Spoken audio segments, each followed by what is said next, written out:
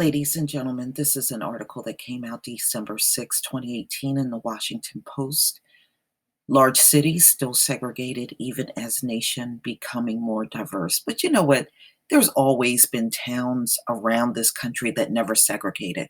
In fact, where both of my parents come from, it is still as segregated as it was when they were growing up down there in Irwin County, Georgia. They have never segregated many of those rural areas. And that's where both of my parents come out of. They both come from rural areas down there. And they never segregated. If you went to that town of Osceola and Fitzgerald, they are just as segregated as when they were, I would say, back in the 1930s and 40s. It has not changed. They never integrated.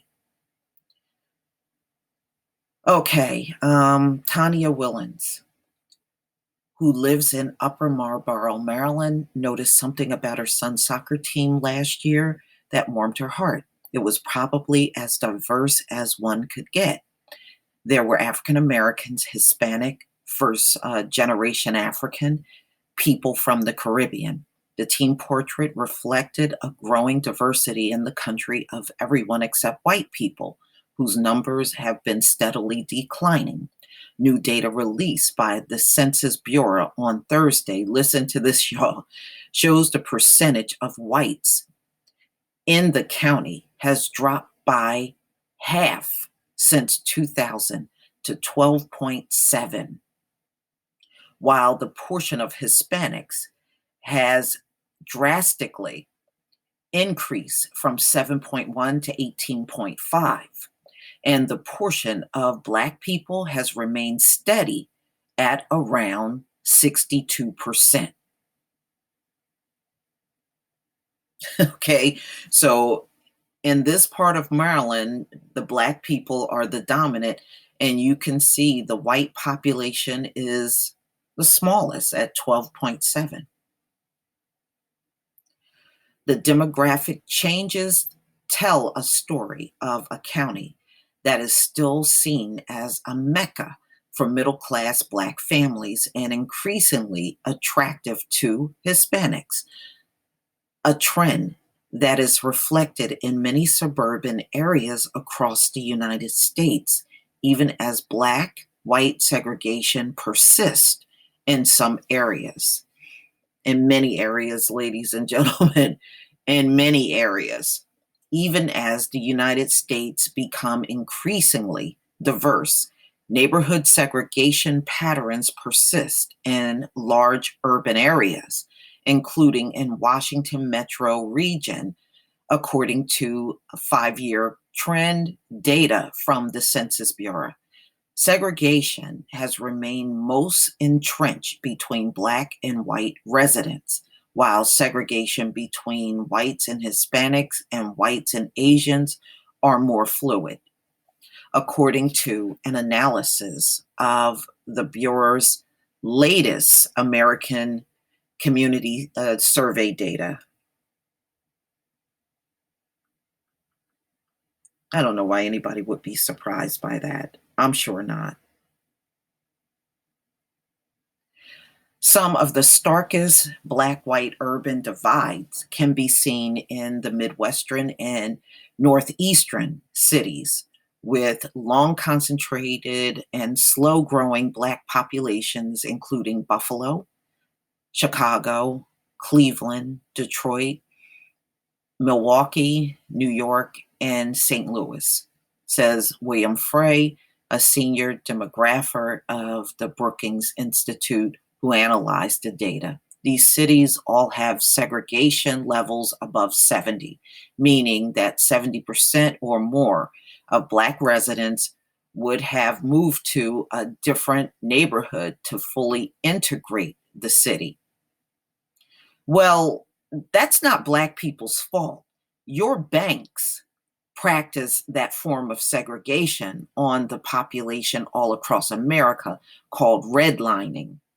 Okay, so if the cities do look like that, that's not the fault of Black people.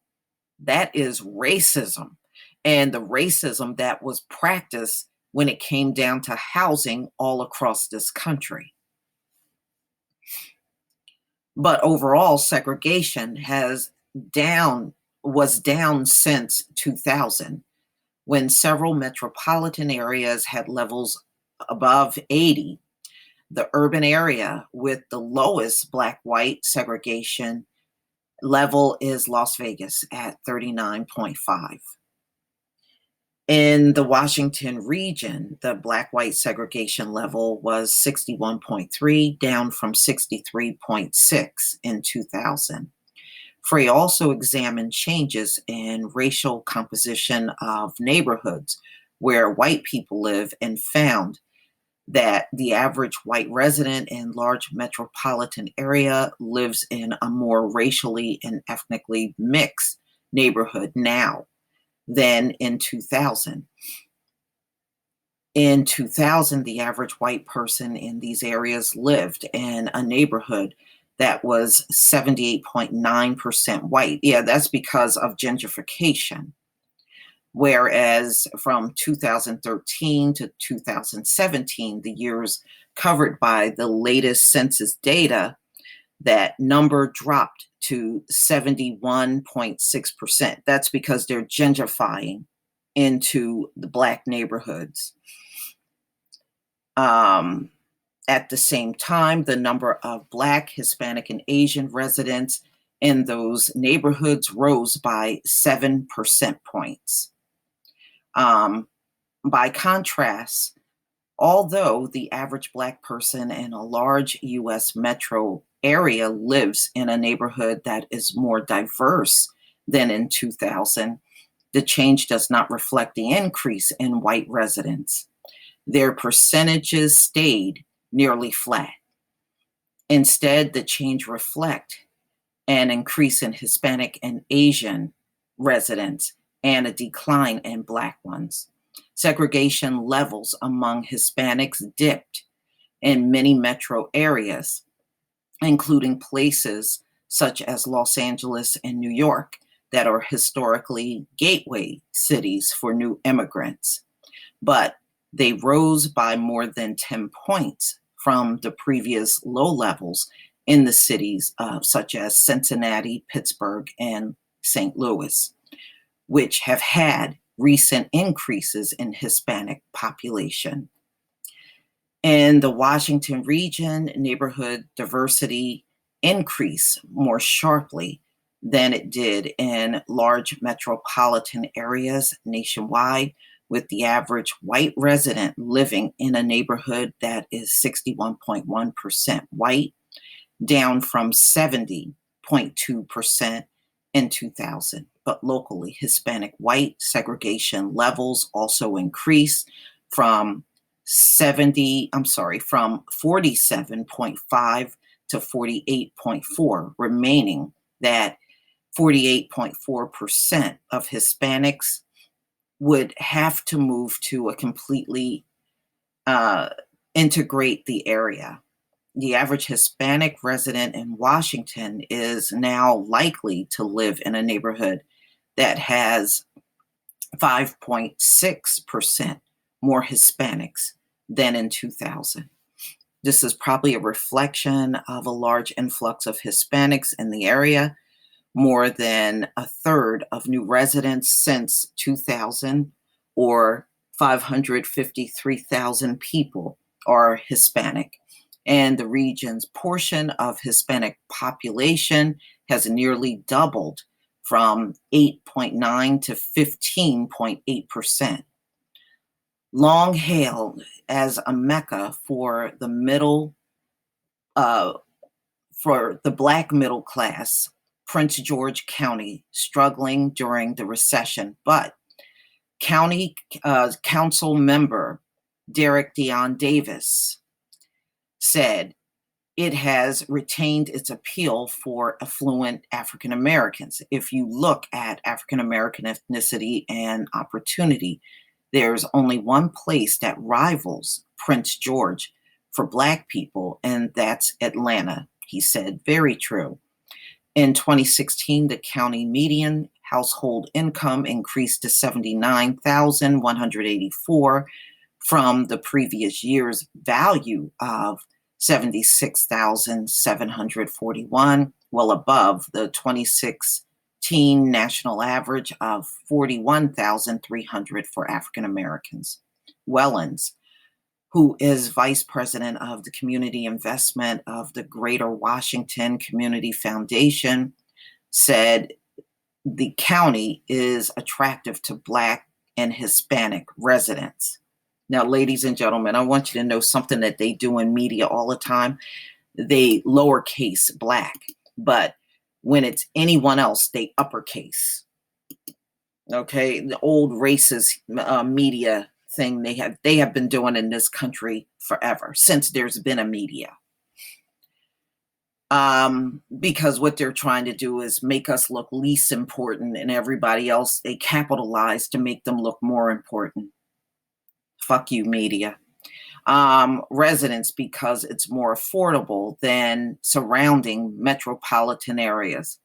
To her, the decline in white residents in Prince George is not surprising. Nationally, when neighborhoods are more than 30% African Americans, white people tend to leave, she said. But she questioned measuring the diversity and economic health of an area by how many whites live there, which I don't think that should be a measurement at all. You know, I think because the country is changing, that should no longer be a measurement of whether a neighborhood is healthy or not. If you got less white people in the coming years, why would that be a measurement for whether a neighborhood is healthy or not? I don't think that's going to I don't think that's going to be a good measuring tool leading into the future. It's an interesting phenomenon that diversity is measured by the number of white people in a county, she said, adding, "We're not defining upward mobility by the number of white people in our county." But you know what? That's always been the measuring tool to whether a neighborhood is good or not. And I don't think that's really relevant, because there are many areas in this country that are predominantly Black, and they don't even have a lot of crime. And we saw that in the case of Ferguson, where Mike Brown was killed. There was not a lot of crime in that area at all. And it had a big Black population in that town. And the crime was extremely low. In fact, Mike Brown was the only murder for the year. Okay. So, you can't make that claim, those areas aren't good to live because it's Black people there. Well, white people are dwindling in numbers. So, that being said, why would you continue to use a group that's shrinking as a way to determine whether a neighborhood is good or not? Okay. Let's go down to I think the impact of how government is changing in this administration is quite a bit to do with moving populations. Younger liberal employees move out as the administration does its hiring. He said, "The people I know are 40-ish and are looking for work opportunities." So when I think of the few people who have moved recently, it has more to do with taking a bigger job as the job market improves. Just recently, I think of 2 or 3 people moving to change jobs. That younger under 40 crowd maybe tend to move more often than perhaps more stable African American suburban families, although Black-white segregation persists across all metropolitan areas. Of the 53 surveyed, 45 have shown decline since 2000, including 16 that dropped by 5 points or more.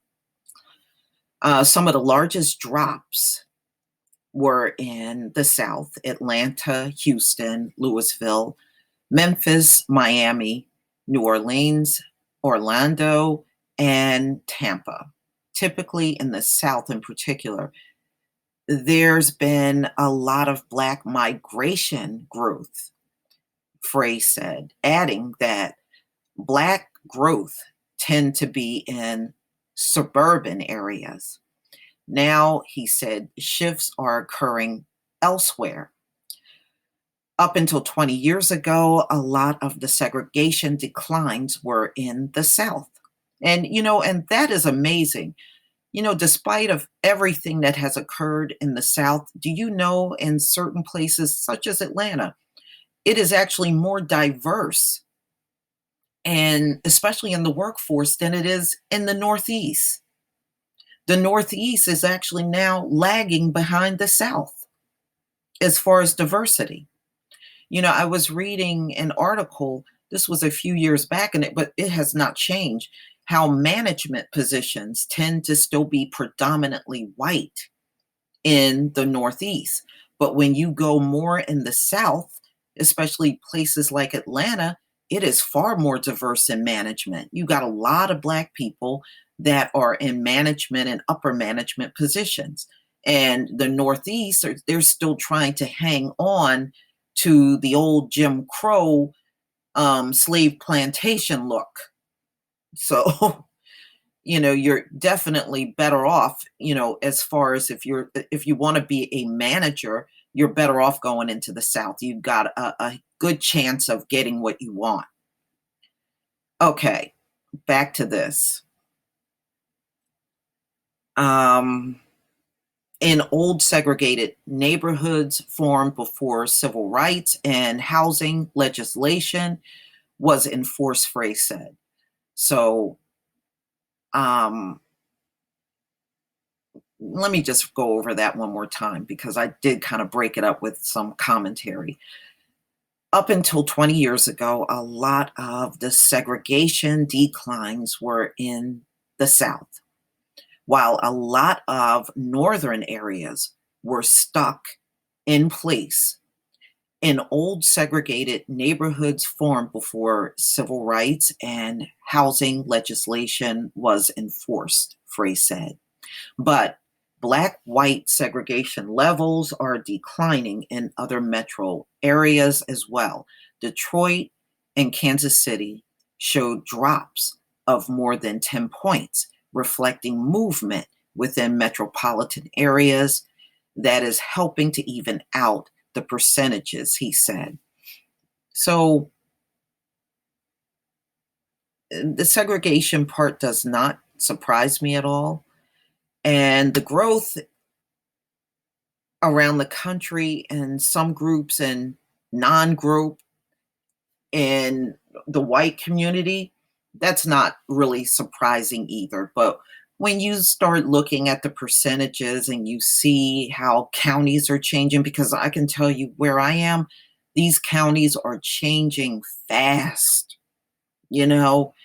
I mean, even the schools, you used to see more white children in the schools than Black. Now, there is definitely more Black children. There are still some white children, but they are not in the majority. They are in the minority. So things are changing, y'all. It is, and it's being reflected when you go out in public. I still see white people, but I don't see white people in the numbers that I used to see them in even 20 years ago. Now, around where I live, there are still townships that are predominantly white. But that being said, even when you go out in public, knowing that these predominantly white townships are around, they still don't overshadow the fact that you see more what they deem as African American and Hispanics out here. I definitely see that, and I see the Asians as well. But Like I had said to you before, when I go in the stores, I always see the young children with the Black and Hispanic and Asian parents. Whenever I see white parents, they always tend to have older children, like teens. I don't see as many of them walking around with young children like I used to. But please tell me what you think, ladies and gentlemen. Please leave your comment and subscribe. Don't forget to hit on the notification bell, and I will see you in the next video. Peace, family.